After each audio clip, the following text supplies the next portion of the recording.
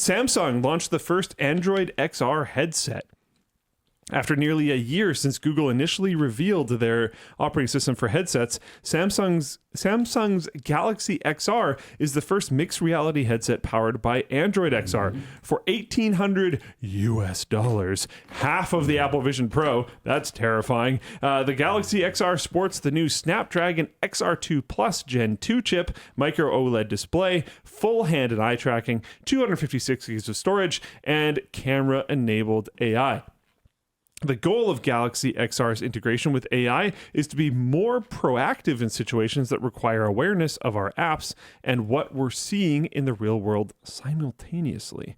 Google's Samir Samat did mention that you can choose which apps are visible to AI, which is relatively important, unless it decides to look at other ones. And also, for now, like Linus said. The UI UX reportedly looks very similar to both the Apple Vision Pro and the Meta Quest, which makes complete sense, to be honest. CNET, there's an image of the UI on a demo, Kate, that is very generic and normal and kind of boring and bubbly. Okay, sounds good. While you can access... would you want something super wackadoodle necessarily? Not for that screen, not particularly. Cool. It just is what it is. While you can access... looks like a Chrome browser. Yeah. Everything's going to the bubbliness now. That I don't know how I feel about. Like YouTube controls are all bubbly now. Oh, dude, right? I feel like we're doing... What the heck? The equal but opposite move of the Windows 8, everything, no matter what, has to be a square. Now it's like everything, no matter what, has to be a bubble. And it's like, we didn't need either of these. We could have just chilled out in the middle, and that would have been totally fine forever. Thank you very much. Anyways. That's not how trendiness works. Unfortunately, you are very correct. While you can access any app from Google Play out of the box, Google reworked apps like Maps, YouTube, and more specifically for XR. For example, but not their own flip phones. For example, Google Photos, you can turn your existing library of 2D photos into 3D so you can step into your memories. Sounds like a Black Mirror there is the comment left, and I don't entirely disagree, but not quite yet. It actually sounds kind of cool, though. It does sound pretty neat. I would definitely try that with a couple. Google also ensured support for OpenXR, WebXR, and Unity, so there will be more new apps and experiences to come in the future. Samsung's COO, Wonju Choi, did mention that they aren't aiming to replace smartphones with the release of new XR tech, but he believes they will complement and provide experiences people wouldn't have gotten with smartphones. Well, I'm really glad he wasn't intending to replace smartphones, because that was never going to happen. Well, okay. With this release, that was never going to happen. In the very long term, do you think smart glasses have a shot? Sharad's been wearing Meta, the clear Meta glasses. Which ones, do. I don't think these ones do. Well, that's not going to happen. Yeah. So he's been wearing the Oakley transparent ones. On this trip, and he commented last night that he's like really impressed with them so far. And I was like, oh yeah, how come? And he goes, I've been using them all day, been wearing them all day. And I got back to the hotel room just now. They were at like 30% battery. I popped them on the charger, and in just like a few minutes, they were charged back up. And now my battery life's great. And this is like right before we went out for dinner. And I was like, okay. But like, other than being powered, like, what have you done with them? And he's like, good argument. Oh man, like I can use them. I can ask Meta to do currency conversion for me. And I was like, I've been with you all day. You did that one time, and it would have been just as fast. You literally keep your phone in your chest pocket. Like, it would have been just as fast to use your phone. He's like, but this is cooler. But so he's a trendy guy, though. He is. No, so no, if he likes them, to be clear. No, but what I'm saying is, if he likes them, they might take off. To be clear, he's also taken the piss a little bit.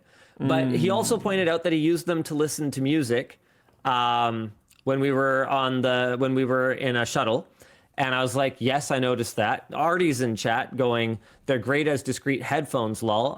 Artie, I'm sad to be the one who has to inform you that they're not that discreet. I was able to clearly hear everything that Sherrod was listening to. So make of that what you will. If you're comfortable with people hearing what you're listening to, that's totally fine. It wasn't super obnoxious. It wasn't any worse than like an open back headphone or anything like that, but no, very much listenable. So yeah, he used them as headphones and as a currency conversion one time. And to check a currency conversion. He also did discreetly take a picture when people didn't realize he was taking a picture. So he took a picture of us, having a group picture taken of us. And it was funny because one of the brands that we worked with while we were here they asked us if they could do like a behind the scenes of our video shoot for their own channels. And we were like, oh, yeah, that kind of sounds okay. It's going to be pretty small, right? They're like, yeah. They had a crew of, I kid you not, it felt like 10 people following us around the whole day. So this like picture that they're taking, Sherrod has a picture of the giant crew that was taking the picture. So it's pretty funny. That's kind of cool, actually. So, okay, Artie, I know you love your Meta glasses. I'm not saying they're completely useless. He points out they are amazing for recording roller coaster POVs. I'm not saying they don't have any use. I'm just saying clearly we are very, very far away from replacing a smartphone. And honestly, Luke, I don't know if ever. It is just not more efficient to use natural language instruction compared to tapping on a screen for a lot of things. Like this is kind of like that conversation we had recently where ever's going to be incorrect for sure. You're definitely wrong. I can say ever. Hold on, and I'm going to say ever. You're definitely wrong. Give me a second. Okay. Because we recently had this conversation yet again when some Microsoft executive said that the keyboard and mouse was going away. And we're like, no, it's not. Because it's just always going to be faster to move something this far. Wait. To move something this far and have that translated to something this far on a screen than moving your whole hand that far. Literally, by definition, that will always be faster. That's not the argument, the argument is that you won't need the other thing anymore, right? Yeah. And there is always going to be, okay, tell me this.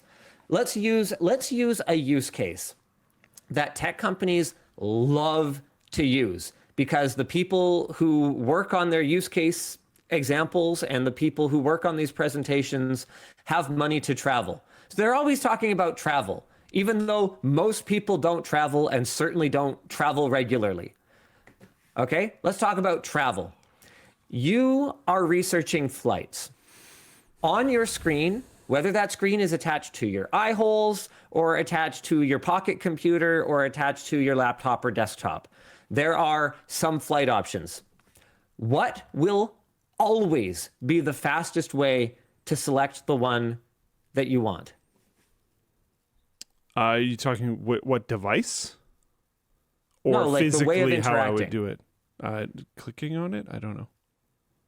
Eye tracking could get us there, but we're always going to have a way to indicate that because we can't just have things randomly click on when we look at them. So you need the selection. So there's always going to have to be a gesture or an eye blink or a neural thing that we're going to have to train ourselves to do. Like there's going to have to be something.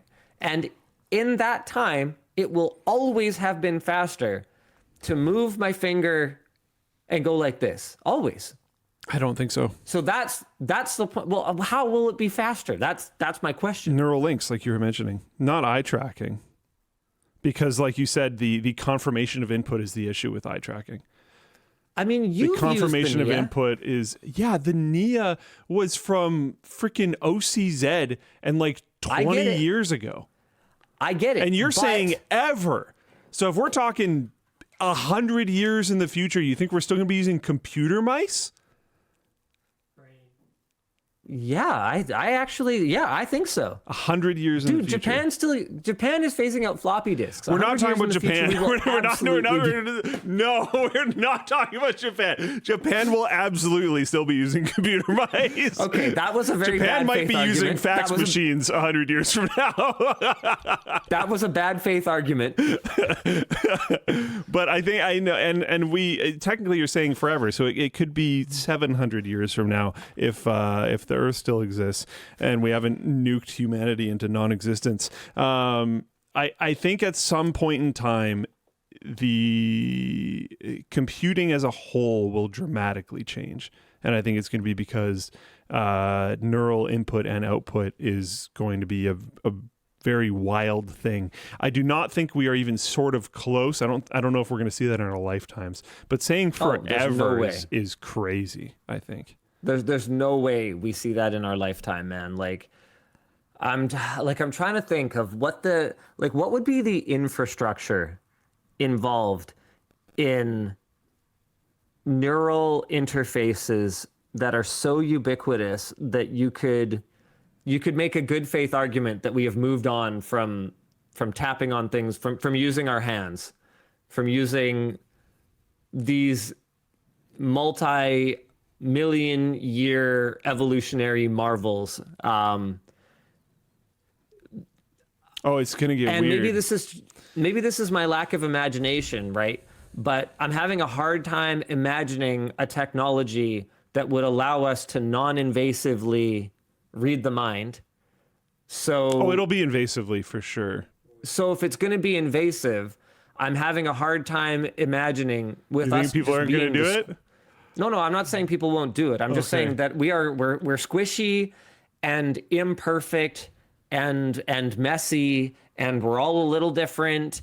And I'm having a hard time imagining something that is commodity enough to invasively be implanted in the mind, that will work, that will stay functional over the span of like aging and injury and sickness and all the things that happen in our messy bodies. I don't know, man. It's gonna be pretty wild. When Bingo says eye tracking and then training everybody to wiggle their ears from a young age. Ear wiggle. It could be a great click method for smart glasses. Ear wiggles. Yeah. Dragon Tamer says the Neuralink input guy has talked about not missing in games. He doesn't miss. I mean, look, I'd be excited for neural inputs to get super good and super affordable. I don't know, dude. It's gonna be. I have a hard time imagining it being relaxing. Maybe that's what I'm getting kind of hung up on. Give us just a little bit. Just give us a little bit. Give us like 600-ish years. We'll figure it out.